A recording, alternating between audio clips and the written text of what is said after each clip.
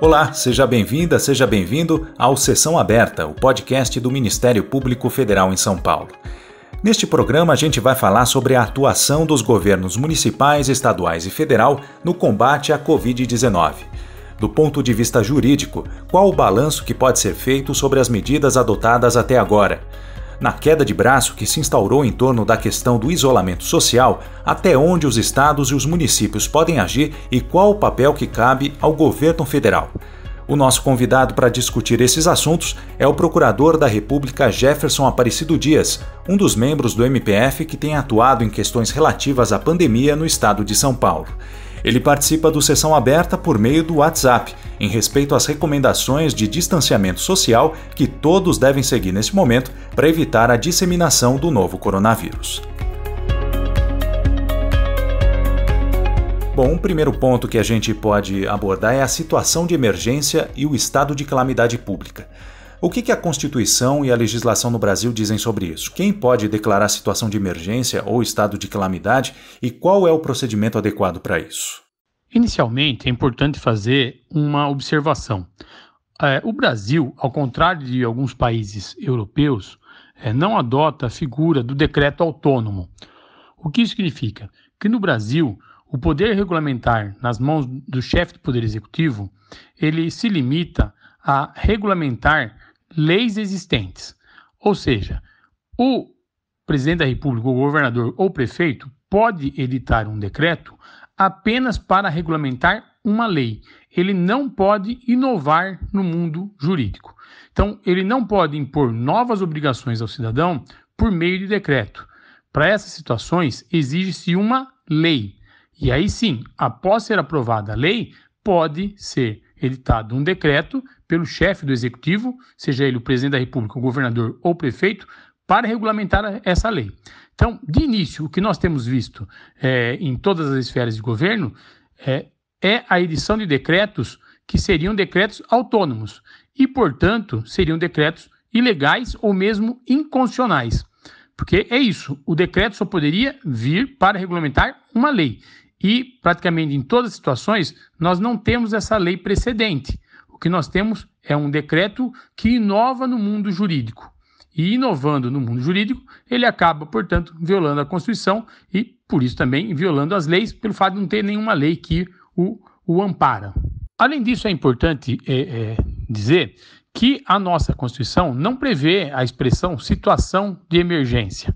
O que nós temos na Constituição é, sim, a situação de calamidade. Sim, a situação de calamidade pública, ela está prevista na Constituição, no caso, no artigo 136, que diz respeito ao estado de defesa.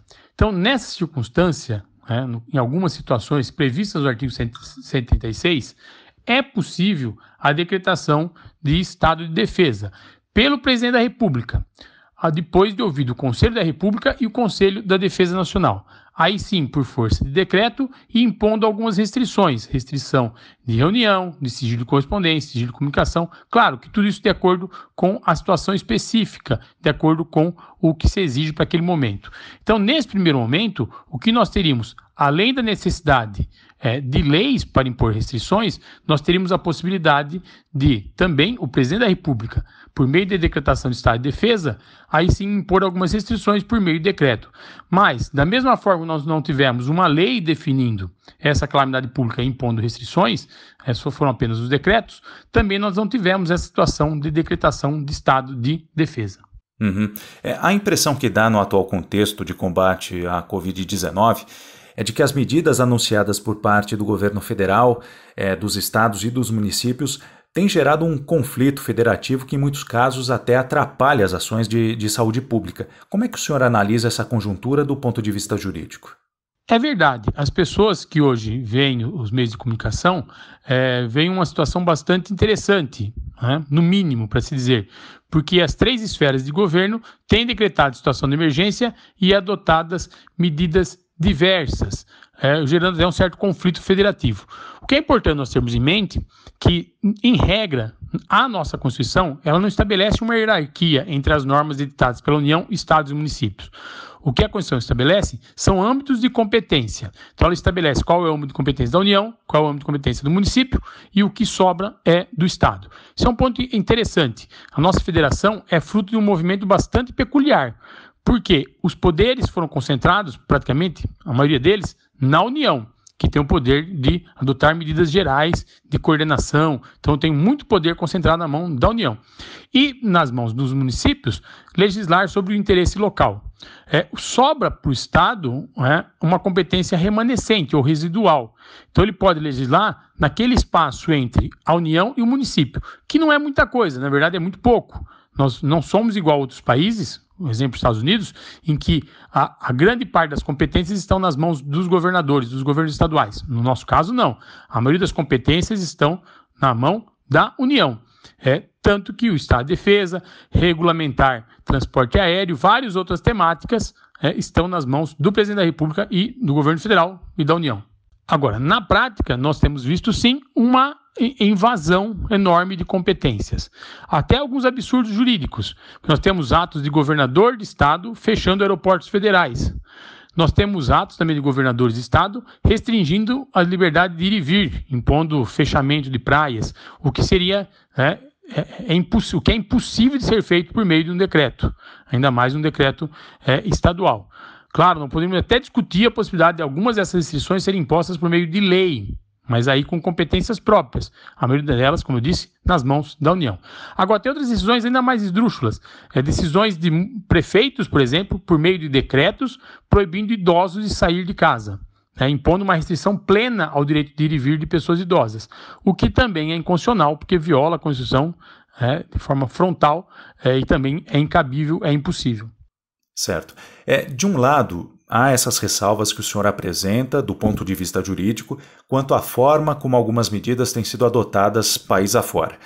Mas também existem críticas da comunidade médica e científica, principalmente, quanto à maneira como o Palácio do Planalto vem lidando com a crise. E esse embasamento médico e científico teria, então, motivado algumas ações emergenciais de estados e municípios, ainda que contrariem os parâmetros legais e constitucionais que o senhor apontou. Qual é a saída jurídica para esse impasse? Na verdade, o que nós teríamos que ter é uma coordenação nacional em conjunto com estados e municípios. A própria Constituição estabelece isso. Ela busca essa lógica, ao estabelecer que cabe à União, em certa medida, coordenar, planejar e promover a defesa permanente contra calamidades públicas. Lá no artigo 21. Então, é uma competência da União. O que se espera, o que deveria se esperar, o que deveria estar acontecendo é uma atuação integrada de União, Estados e municípios, analisando a situação de caso a caso, analisando a situação de cada estado e de cada município, porque isso também é importante. Nós precisamos ter em mente que a situação não é idêntica em São Paulo e no Rio de Janeiro e em outros estados do Norte e Nordeste, do Sul, Sudeste. Então, os municípios também têm particularidades, têm situações peculiares. E aí, cada uma das esferas de governo, dentro das suas atribuições, adotar as medidas que são cabíveis. Se for o caso, decretando o estado de defesa, seguindo o rol, o ritual estabelecido pela Constituição, sim, aprovando leis.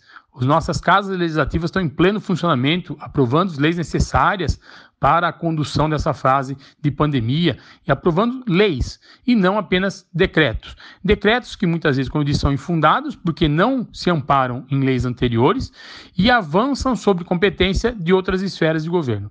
Mas como nós não temos essa atuação integrada e aparentemente os interesses envolvidos são muito diversos daqueles que republicamente deveriam estar envolvidos, ou seja, a condução do país no momento de pandemia, parece-me que isso não é o primeiro objetivo buscado por muitos dos governantes. Existem outros interesses ocultos e não declarados que conduzem o país nesse momento. Então, em razão disso, nós vivemos essa situação de grande insegurança jurídica. O que mais me preocupa, eu sou sincero, vai ser qual será o rescaldo disso, o que vai sobrar disso. Porque como estão sendo impostas muitas restrições ilegais, muitas restrições por meio de medidas de normas que eu tenho certeza que mais cedo ou mais tarde serão declaradas inconstitucionais, é bem provável que muitas dessas medidas gerem um grande incremento no número de ações. Então nós teremos uma busca desenfreada por indenizações, uma busca desenfreada por questionamentos judiciais com relação a situações atípicas que foram impostas de forma inconstitucional. Então isso deve gerar, no futuro, um rescaldo bastante oneroso para o cidadão brasileiro. O cidadão que já teve que arcar com as consequências da pandemia, tem que arcar com as consequências de um isolamento que não segue muito bem padrões que se deveriam seguir, um isolamento que tem uma divergência político-ideológica nele envolvido, então também isso, mas pior do que isso, ainda o cidadão vai ter que arcar com o ônus desses desmandos, desses atos ilegais, desses atos inconstitucionais, porque a conta vai chegar.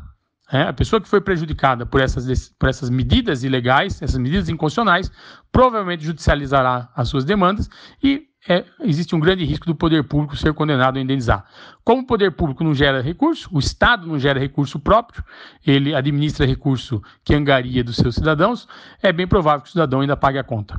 Uhum. E como fica a situação do SUS nesse contexto? A gente sabe que o sistema é de responsabilidade das 3 instâncias de governo. Em uma situação emergencial como essa, o que o ordenamento jurídico prevê quanto à margem de autonomia dos estados e dos municípios para definir as ações no âmbito do SUS? Nesse ponto de atuação integrada, me parece que isso também deveria envolver o SUS. É verdade que o SUS impõe, responsabilidades solidárias entre União, Estado e municípios. Mas, mais uma vez, a coordenação deveria caber à União, com a colaboração de estados e com a visão peculiar, a visão local dos municípios. Lamentavelmente, nós não temos muito bem uma política nacional. Nós não temos testes suficientes, nós não temos respiradores suficientes, nós não temos uma coordenação em nível nacional suficiente e eficaz. Além disso, em nível estadual, nós temos uma equalização que me parece inadequada. Todos os municípios estão sendo tratados de forma igualitária, salvo algumas exceções, o caso do Rio de Janeiro, que adotou medidas diferenciadas para cada um dos municípios. Então, além disso, nós temos uma adoção, ou seja, de uma postura inadequada em âmbito estadual, me parece, porque unificada, sem levar em consideração as características de cada um dos municípios. Nós temos uma falta de coordenação em âmbito nacional e temos uma omissão, digamos, no mínimo, do chefe do Poder Executivo Municipal, que, vendo a briga entre Estados e União, prefere ficar quieto e não adotar nenhuma medida. Ao não adotar nenhuma medida, ele acaba dando sinais contraditórios, ora adotando uma postura em prol ou na linha do que defende o governo federal, ora adotando uma postura em prol ou na linha do que defende o governo estadual. Então nós temos uma verdadeira desconexão. Na verdade, nós temos uma atuação totalmente não integrada e o SUS, mais uma vez, sofre essas consequências. Os recursos são distribuídos de forma inadequada, concentrados em alguns lugares e faltando em outros lugares, e sem uma gestão mais eficiente dos recursos públicos. Então, em razão disso, nós podemos ter ainda consequências mais graves. Apesar de termos condições de enfrentar a pandemia, pode ser que nós tenhamos condições, em alguns lugares, até leitos ociosos, em outros lugares, falta de leitos. Seria importante, então, mais uma vez, uma atuação integrada, que possamos, todos juntos, como nação, enfrentar esses desafios, que possamos deixar, pelo menos momentaneamente, os interesses pessoais um pouquinho de lado e pensarmos de forma mais republicana. Nós ouvimos o procurador da República Jefferson Aparecido Dias, um dos membros do MPF que tem atuado em questões referentes ao combate à Covid-19 em São Paulo. Eu espero que você tenha gostado dessa edição do Sessão Aberta, um podcast produzido pela Assessoria de Comunicação da Procuradoria da República em São Paulo. Muito obrigado pela sua companhia e nunca é demais reforçar. Fique em casa e só saia para aquilo que for extremamente necessário. Quanto mais a gente se empenhar nesse sacrifício agora, mais cedo a gente vai superar essa pandemia. Um abraço e até a próxima edição.